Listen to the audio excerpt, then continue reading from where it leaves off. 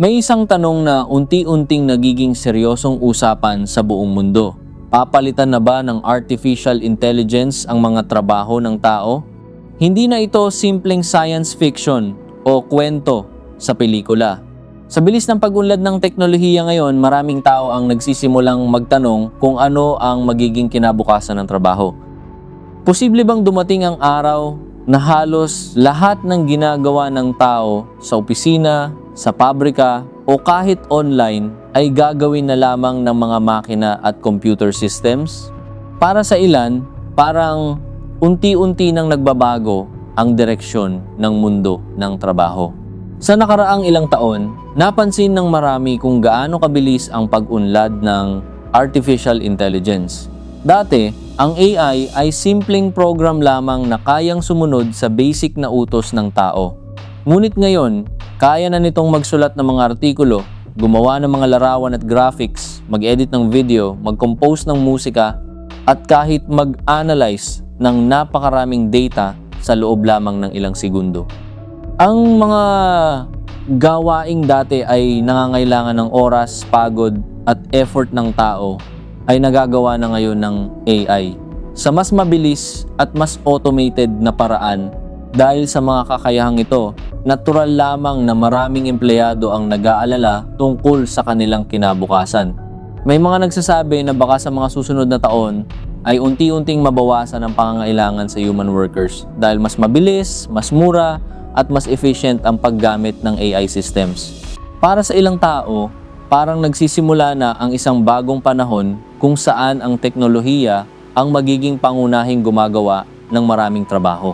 Ito rin ang dahilan kung bakit lumalabas ang maraming debate tungkol sa epekto ng AI sa ekonomiya at sa mga manggagawa. Isang halimbawa nito ay ang customer service industry. Noon, kapag may problema ang isang customer, kailangan niyang tumawag o mag-message at maghintay ng isang human agent na sasagot sa kanyang concern. Ngunit ngayon, maraming kumpanya ang gumagamit ng AI chatbots na kayang sumagot sa mga tanong ng customer anumang oras ng araw.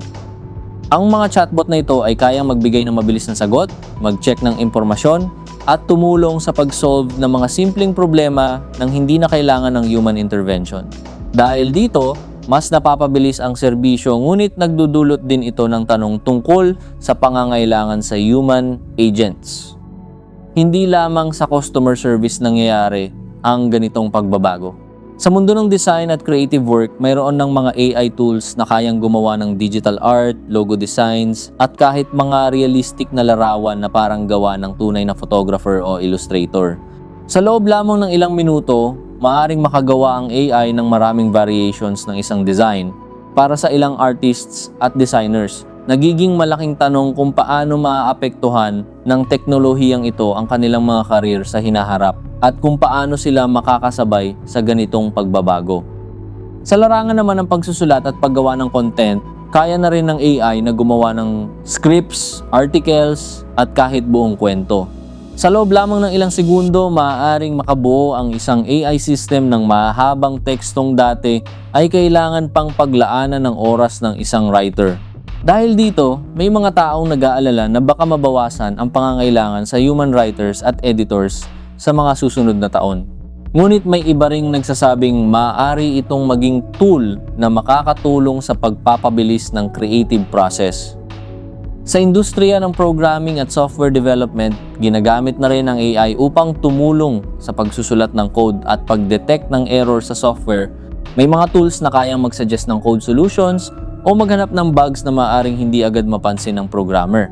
Sa ilang kaso, nagagawa pa ng AI na magbigay ng recommendations kung paano mas mapapabuti ang isang system.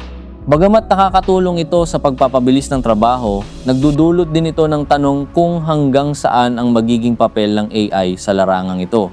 Hindi rin ligtas sa pagbabago ang industriya ng transportasyon. Patuloy na dinedevelop ng mga malalaking kumpanya ang self-driving vehicles na kayang magmaneho ng walang driver.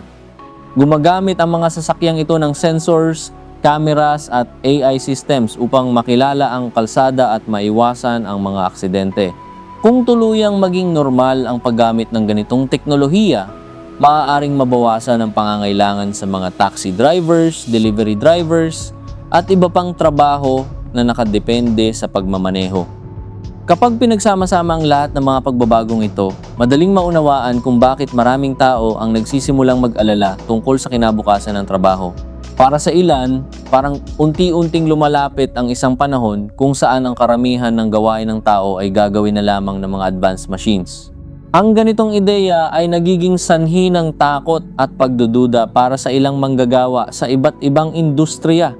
Ngunit kung babalikan natin ang kasaysayan ng teknolohiya, makikita natin na hindi ito ang unang pagkakataon na may bagong imbensyon na nagdulot ng pangamba sa mga manggagawa.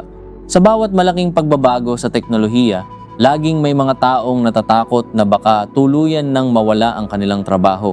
Ngunit kadalasan, ang mga pagbabagong ito ay nagdadala rin ng mga bagong oportunidad. Noong panahon ng Industrial Revolution, maraming gawain na dati ay ginagawa ng kamay ng tao ang pinalitan ng mga makina sa mga pabrika. Ang mga simpleng kagamitan ay napalitan ng malaking mechanical machines na kayang gumawa ng mas maraming produkto sa mas maikling oras. Ito ay nagdulot ng malaking pagbabago sa paraan ng paggawa at produksyon sa buong mundo. Sa panahong iyon, maraming manggagawa ang nagprotesta at nag-aalala na baka tuluyan na silang mawalan ng kabuhayan. Para sa kanila, ang mga makina ay parang direktang kalaban na kumukuha ng kanilang trabaho. Ang takot na ito ay nagdulot pa ng mga kilusan at protesta laban sa paggamit ng mga bagong makina. Ngunit habang lumilipas ang panahon, may kakaibang nangyari. Totoo na may mga trabaho na tuluyang nawala dahil sa mga bagong makina. Ngunit kasabay nito, lumitaw din ang napakaraming bagong uri ng trabaho na hindi pa umiiral noon. Ang pag-unlad ng teknolohiya ay nagbukas din ng mga bagong industriya at oportunidad. Halimbawa, nang dumating ang mga computer, may mga trabaho na naging obsolete. Ngunit dahil sa computer revolution, nagkaroon ng mga bagong karir tulad ng software developers, IT technicians, network engineers at digital marketers. Ang mga trabahong ito ay halos hindi umiiral bago naging laganap ang computer technology. Ang parehong pattern ay maaaring mangyari sa panahon ng artificial intelligence. Maaaring may mga trabaho na mababawasan o tuluyang mawawala dahil sa automation at AI systems. Ngunit may posibilidad din na lilitaw ang mga bagong trabaho na hindi pa nating lubos na naiisip ngayon. Halimbawa, habang lumalawak ang paggamit ng AI, mas kailangan ng mga eksperto na magde-develop, magde-train at magmo-monitor ng mga AI systems. Kailangan din ng mga taong mag-aayos ng data at titiyak na tama at responsable ang paggamit ng teknolohiyang ito. Ito ang mga bagong uri ng trabaho na unti-unting lumilitaw sa modernong ekonomiya. Bukod dito, may mga trabaho na mahirap talagang palitan ng artificial intelligence. Ang mga trabahong nangangailangan ng tunay na human empathy, emotional intelligence, at malalim na pag-unawa sa damdamin ng ibang tao. Ang mga kakayahang ito ay natural na bahagi ng pagiging tao. Halimbawa nito ang mga doktor, therapist, guro, counselors at social workers. Sa mga propesyong ito, hindi sapat ang simpleng impormasyon o analysis lamang. Kailangan din ng personal na pakikipag-ugnayan sa ibang tao upang maunawaan ang kanilang kalagayan. Ang mahalagang bahagi ng kanilang trabaho ay ang kakayahang makinig, umunawa at magbigay ng emosyonal na suporta sa ibang tao. Ito ang mga bagay na mahirap kopyahin ng isang makina o computer program. Kahit gaano ka-advance ang teknolohiya, may mga aspeto ng human interaction na mahirap palitan. Kahit gaano pa ka-advance ang AI, wala pa rin itong tunay na emosyon o personal na karanasan na katulad ng sa tao. Ang mga desisyon nito ay nakabase lamang sa data, algorithms, at mga pattern na natutunan nito mula sa impormasyon na ibinigay ng mga tao.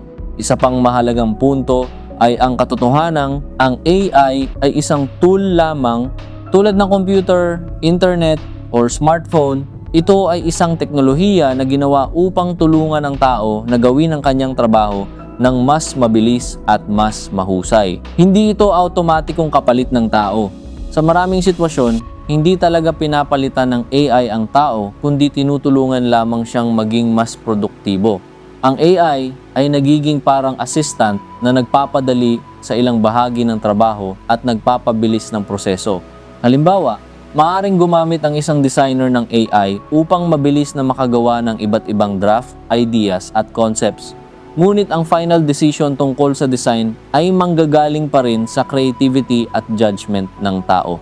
Ang isang doktor ay maaaring gumamit ng AI upang makatulong sa pag-analyze ng medical images o patient data. Ngunit ang final diagnosis at treatment plan ay ginagawa pa rin ng human doctor na may karanasan at training. Sa ganitong paraan, nagiging partner ng tao ang AI sa halip na direktang kapalit. Pinapalakas nito ang kakayahan ng tao sa halip na tuluyang alisin ang kanyang papel sa trabaho. Gayunpaman, hindi rin natin maaaring baliwalain ang posibilidad na may mga industriya na talagang magbabago ng malaki dahil sa AI. May mga trabaho na kailangan mag-adjust o mag-adapt sa bagong teknolohiya upang manatiling relevant. Ito ang dahilan kung bakit mahalaga para sa mga tao na patuloy na matuto ng bagong skills at maging handa sa pagbabago. Sa modernong mundo, ang kakayahang matuto at mag-adapt ay isa sa pinakamahalagang kakayahan ng isang manggagawa. Sa huli, ang tunay na tanong ay hindi kung papalitan ba ng AI ang lahat ng trabaho sa mundo. Mas mahalagang tanong kung paano makikipagsabayan ang tao sa teknolohiyang patuloy na nagbabago at umuunlad. Dahil sa kasaysayan ng teknolohiya, isang bagay ang malinaw. Maaaring magbago ang paraan ng pagtatrabaho, maaaring magbago ang mga uri ng trabaho, ngunit ang kakayahan ng tao na mag-isip, mag-innovate at mag-adapt ang patuloy na magtatakda ng ating kinabukasan sa mundo ng trabaho.